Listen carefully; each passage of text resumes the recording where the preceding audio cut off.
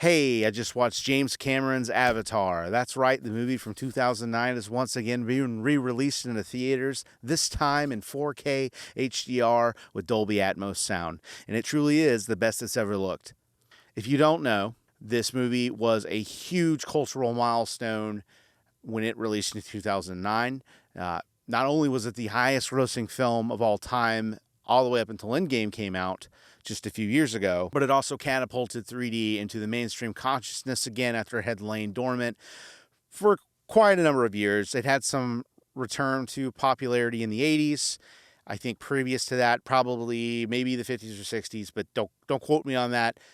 But the point is 3D's popularity always comes in waves. Once again, as I said earlier, Avatar was directed by legendary director James Cameron. And the movie stars Sam Worthington, Sigourney Weaver, Stephen Lang, and Zoe Saldana. If you don't know the plot of this film, it is about people from Earth going to a planet called Pandora and essentially raping and pillaging the entire planet for the ability to get a mineral deposit, I guess is what it is, called unobtainium. Yes, I still think that's the stupidest name. Essentially, a lot of people have compared this to Ferngully and Pocahontas and blah, blah, blah, blah, blah. Doesn't matter. I understand this movie's not the greatest thing ever in terms of story. And it definitely is inspired by tons of other things. And it's got this huge ecological message to it. And I know the second one's going to have the same thing. Whatever. Everything's always inspired by something. I think that this movie applies just the same. Is it the most groundbreaking story ever? No, but it's told pretty well. There's some cheesiness to it, but overall, it's fine. I don't think it's that bad. I think with time, it definitely, like, the utter awe of what I felt when I initially saw this movie has worn off, but it's still a good enough movie to watch. I don't hate the movie. It's not that bad. I know people love to hate on it, but I think when you make a movie that gets so big like this did, that's going to happen. They added a line of dialogue to this movie towards the end where Giovanni Ribisi's character says that, this isn't over. That was not a line that was really originally in the movie unless it's a deleted scene.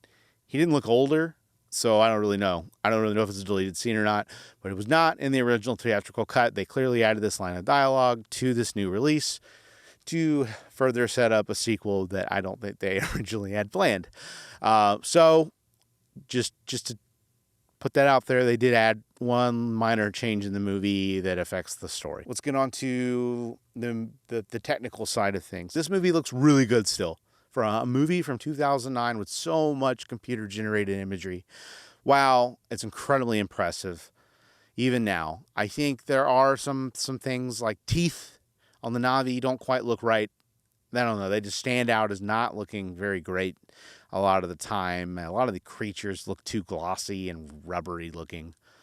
But overall, like, when you appreciate that all the world around is all CGI, the trees, the grass, all that stuff, and it does look real, and you don't really think that you don't think about it being CGI most of the time, is incredibly impressive.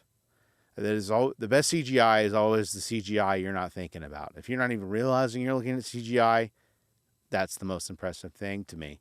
I would say the only thing that really tops that is when I know I'm looking at something 100% without a doubt that is not real, but it still looks real. That is almost impossible to pull off, and I've only seen it happen a few times. Now, I don't think the HDR that I saw in my screening today really blew me away, but what it did do was brighten up the 3D image.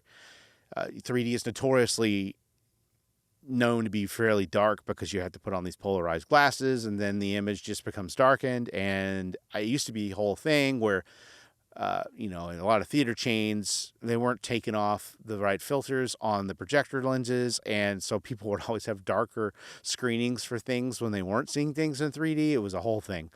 That was remedied here with HDR. This movie is definitely the best it's ever looked when it comes to brightness and color vibrancy.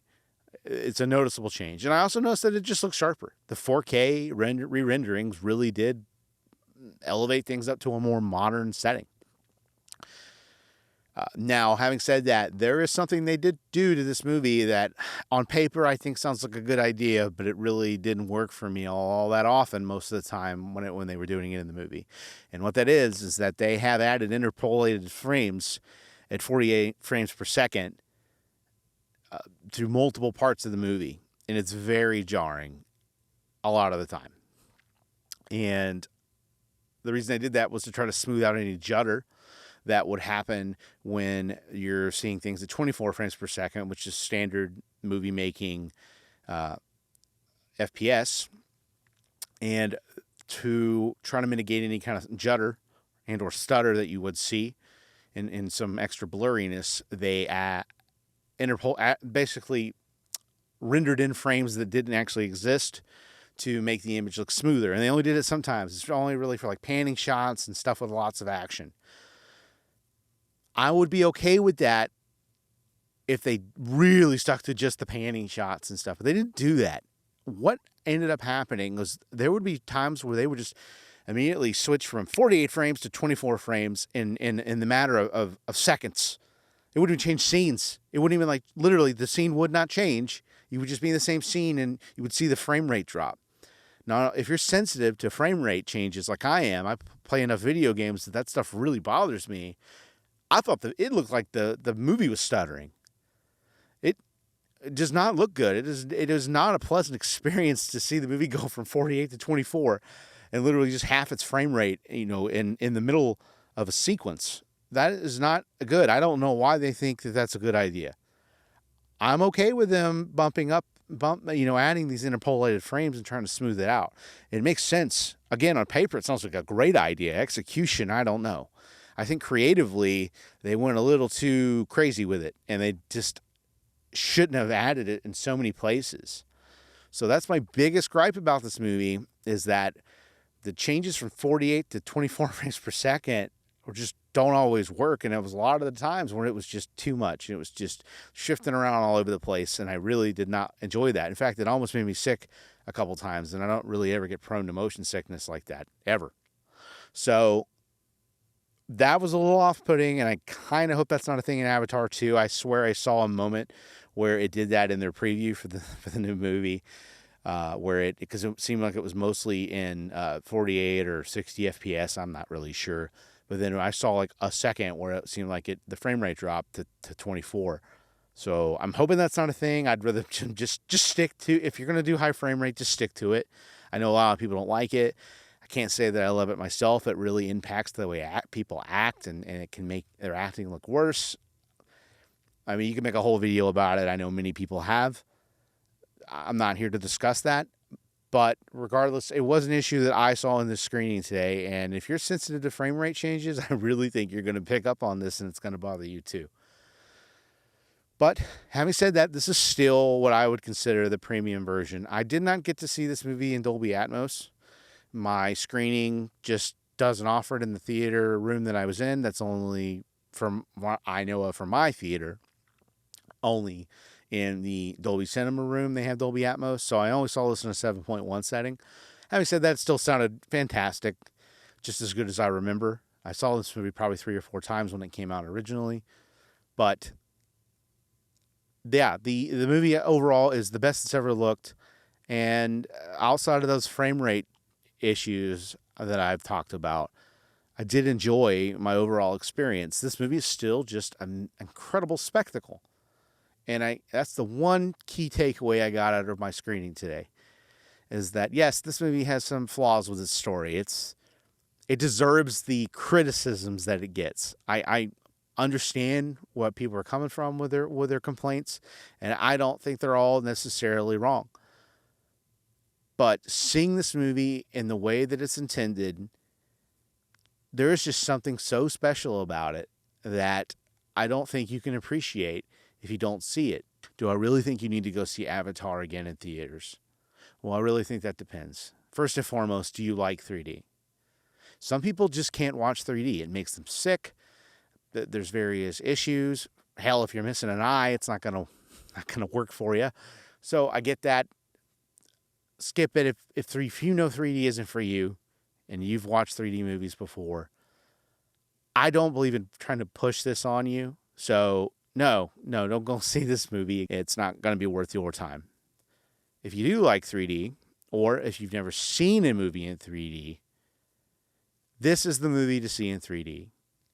No other movie has ever done 3D properly like this film has. You have to see this movie in the way that they're intending you to see it. Seeing it in 2D is not the same experience. Honestly, seeing it at home is not the same experience. I know I've watched this movie in 3D at home on more than one occasion, and it's just not quite the same. So anyway, I'm kind of rambling a little bit at this point, I think, but I appreciate you watching this video. If you saw Avatar again or for the first time this weekend, leave me a comment. I'd love to hear from you and what you thought about it, especially if it's your first time. I can only imagine what that's like. So I would love to hear from you if you did go see this movie this weekend. Maybe give this video a like. Maybe share it around. I don't know if my face is worth sharing around, but hey, if you want to share this video around, I'd appreciate it. And if you're not subscribed, maybe consider subscribing. I love movies, and I'm going to keep talking about them. So if you like hearing me talk about them, I'll be here. Anyway, I appreciate you watching this video, and I'll catch you on the next one. Thanks. Hey, you made it to the end of the video. Congratulations. If you like this type of content, don't forget to subscribe. If you want to see my latest review, you can check that out right here. And if you like vocal covers, well, I have a vocal cover channel. You can check that out over here. Thanks for watching, and I'll catch you on the next one.